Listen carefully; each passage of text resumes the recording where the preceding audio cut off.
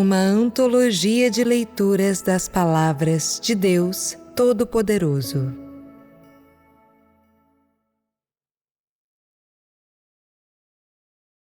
As declarações de Deus para todo o universo. A sexta declaração.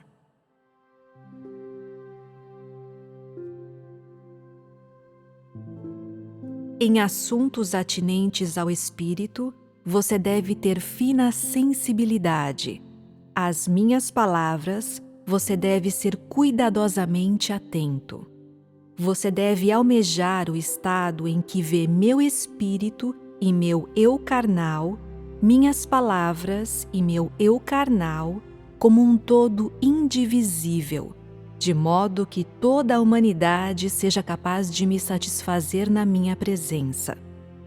Palmilhei o universo com meus pés, estendendo meu olhar sobre toda a sua vastidão, e andei no meio do gênero humano inteiro, provando os sabores doces, ácidos, amargos e pungentes da experiência humana. Mas o homem nunca me reconheceu de verdade, nem percebeu quando me retirei para o exterior. Agi em silêncio e não realizei feitos sobrenaturais. Foi por isso que ninguém jamais me viu de verdade. Agora as coisas não são mais como foram no passado. Estou para fazer coisas que o mundo nunca viu desde o início da criação. Estou para dizer palavras que os homens nunca ouviram no decorrer das eras.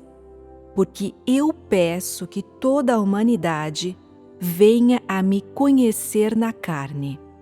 Trata-se de passos do meu gerenciamento, sobre os quais a humanidade não faz a menor ideia. Mesmo quando eu falo deles francamente, o homem ainda está tão confuso em sua mente que é impossível articulá-los para ele em cada detalhe.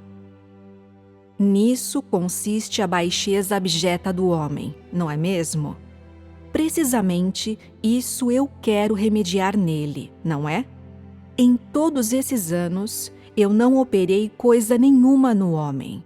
Em todos esses anos, até aqueles que estiveram em contato direto com a minha carne encarnada, nunca ouviram a voz vindo diretamente da minha divindade. E assim, é inevitável que os seres humanos apresentem lacunas no conhecimento que têm de mim. Mas só isso não afetou o amor da humanidade por mim no decorrer das eras. Agora, no entanto, eu forjei em vocês uma quantidade incontável de obra prodigiosa e insondável, bem como falei para vocês muitas palavras. E contudo, mesmo em condições como essas, muitas pessoas ainda se opõem frontalmente a mim. Permita-me dar-lhe uns poucos exemplos.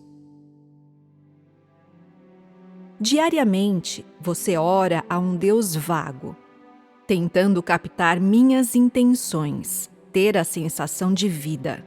Porém, quando minhas palavras realmente descem, você olha para elas de maneira diferente. Você toma minhas palavras e o meu espírito como uma entidade indivisível, mas descarta o homem, pensando que o homem que eu sou simplesmente seria incapaz de proferir palavras desse tipo e que elas são, muito antes, resultado da disposição do meu espírito. Como você conheceria uma situação como esta? Você crê nas minhas palavras até certo ponto, mas quanto à carne que eu visto, você fica em maior ou menor grau com suas próprias ideias, sobre as quais você reflete dia após dia, dizendo: por que ele faz as coisas desse modo? Será que isso vem mesmo de Deus? Impossível. A meu ver, ele é exatamente como eu sou, uma pessoa normal, comum. De novo, como você explicaria uma situação como essa? A respeito do que eu disse acima, há alguém entre vocês que não esteja equipado com isso? Alguém que não possua isso? Parece ser algo a que você está apegado como a um item de propriedade pessoal, e todo esse tempo você relutou em se desfazer dele. Menos ainda você esteve disposto a tentar um esforço ativo. Em vez disso, você espera que eu realize a obra pessoalmente. A verdade seja dita, não há um só ser humano que, sem procurar por mim, venha a me conhecer com toda a facilidade. De fato, estas não são palavras rasas com as quais eu lhes prego uma lição, porque posso trazer um exemplo a partir de um ângulo diferente para que lhes sirva de referência. No momento em que Pedro é mencionado, todos se enchem de louvor, lembrando instantaneamente de todas essas histórias sobre Pedro, como ele por 3 vezes negou conhecer Deus e, além disso, prestou serviço a Satanás, testando Deus com isso, mas, no final, foi pregado de cabeça para baixo na cruz por sua causa e assim por diante. Agora, considero muito importante narrar para vocês como Pedro chegou a me conhecer, bem como o seu desfecho final. Esse homem, Pedro, era de excelente calibre, mas suas circunstâncias eram diferentes das de Paulo.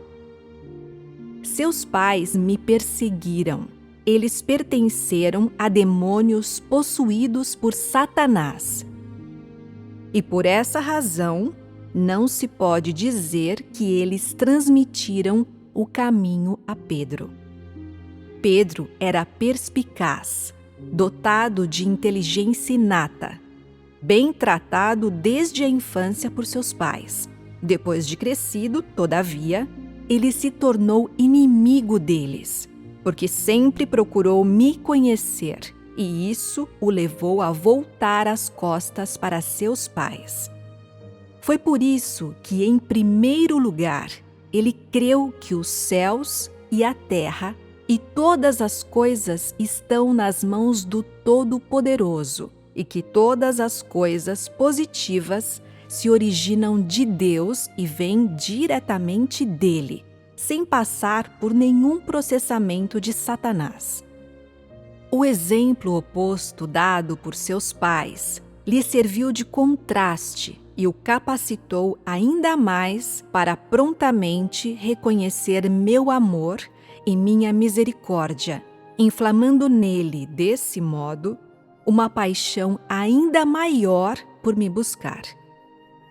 Ele prestou muita atenção não só em comer e beber minhas palavras, mas tanto mais em captar minhas intenções, e foi constantemente prudente e cauteloso em seus pensamentos, de modo que sempre foi extremamente astuto em seu espírito e, em consequência, foi capaz de me agradar em tudo o que fez.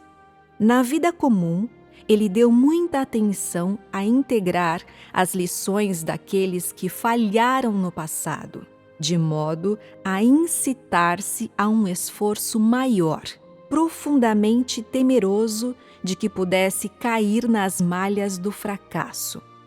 Ele também deu muita atenção a assimilar a fé e o amor de todos aqueles que, no decorrer das eras, tinham amado a Deus.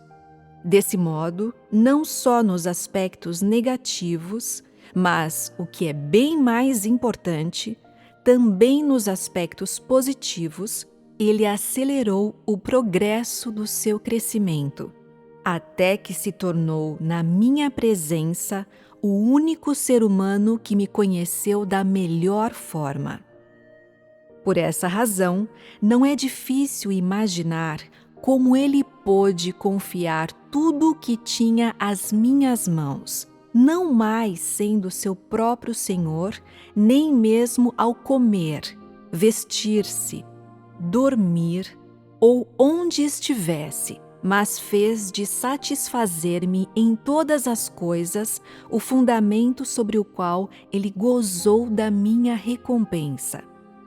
Muitas vezes o submeti à provação, que obviamente o deixou semi-morto, mas mesmo em meio a essas centenas de provações, ele nunca perdeu a fé em mim, nem ficou decepcionado comigo. Mesmo quando eu disse que já o tinha descartado, ele não desanimou em seu coração, nem entrou em desespero, mas continuou como antes a praticar seus princípios de modo a realizar seu amor por mim. Foi quando eu lhe disse que mesmo que ele me amasse, não o elogiaria, mas o lançaria nas mãos de Satanás no final. Em meio a essas provações, que não chegaram a cortar a sua carne, mas foram provações por meio de palavras, ele ainda orou para mim. Ó Deus, entre os céus e a terra e a miríade de coisas, existe algum homem, alguma criatura ou alguma coisa que não esteja em tuas mãos, nas mãos do Todo-Poderoso? Quando desejas mostrar misericórdia para comigo, meu coração se regozija muito por conta da tua misericórdia. Quando desejas executar teu julgamento em mim, por mais indigno que eu possa ser, sinto tanto mais o mistério profundo dos teus feitos, porque tu és cheio de autoridade e sabedoria. Embora minha carne esteja sofrendo, estou confortado em meu espírito. Como eu poderia não enaltecer tua sabedoria e teus feitos? Mesmo que eu morra depois de chegar a te conhecer, eu estarei sempre pronto e disposto. Ó, o Todo-Poderoso! É certo que não se trata de que tu não queres mesmo deixar que eu te veja? É certo que não se trata de que eu seja mesmo indigno de receber teu julgamento? Será que há algo em mim que tu não queres ver?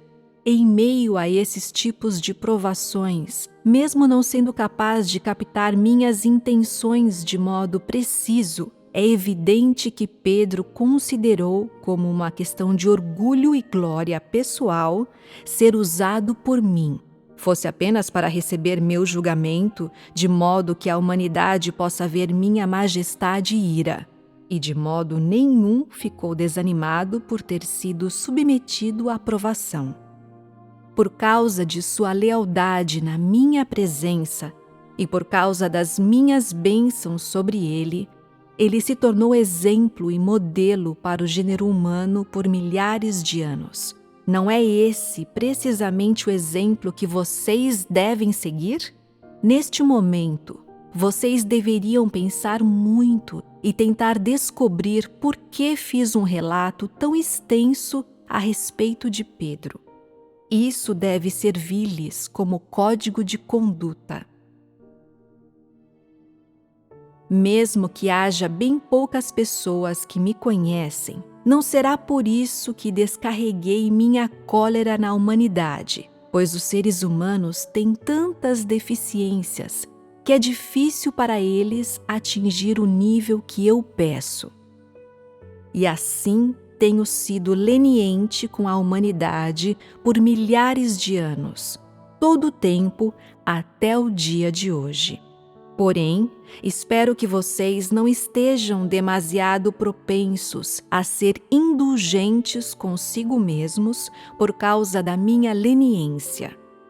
Vocês deveriam antes, através de Pedro, chegar a me conhecer e buscar por mim, e através de todas as histórias de Pedro, receber a revelação de maneiras sem precedentes e, desse modo, alcançar um reino nunca antes atingido pela humanidade. no universo e nas extensões ilimitadas do firmamento, todas e cada uma das inumeráveis coisas da criação, das inumeráveis coisas na terra e das inumeráveis coisas no céu, estão consagrando toda a sua força ao último estágio da minha obra. De certo, vocês não desejam ficar à margem como espectadores, empurrados de um lado para o outro pelas forças de Satanás? Satanás está constantemente devorando o conhecimento que os homens têm de mim em seus corações, e constantemente, com os dentes arreganhados e as garras à mostra, debatendo-se nos últimos estertores de sua agonia. Vocês querem ser pegos por seus estratagemas enganosos neste momento? Vocês querem tirar sua própria vida bem no momento em que a última fase da minha obra está completa? De certo, vocês não continuam esperando por mim para dispensar minha leniência mais uma vez? Buscar me conhecer é a questão-chave. Mas vocês não deveriam negligenciar a atenção à prática efetiva. Eu estou revelando ideias para vocês diretamente nas minhas palavras, na esperança de que vocês serão capazes de se submeter à minha condução e parar de manter aspirações ou desígnios próprios.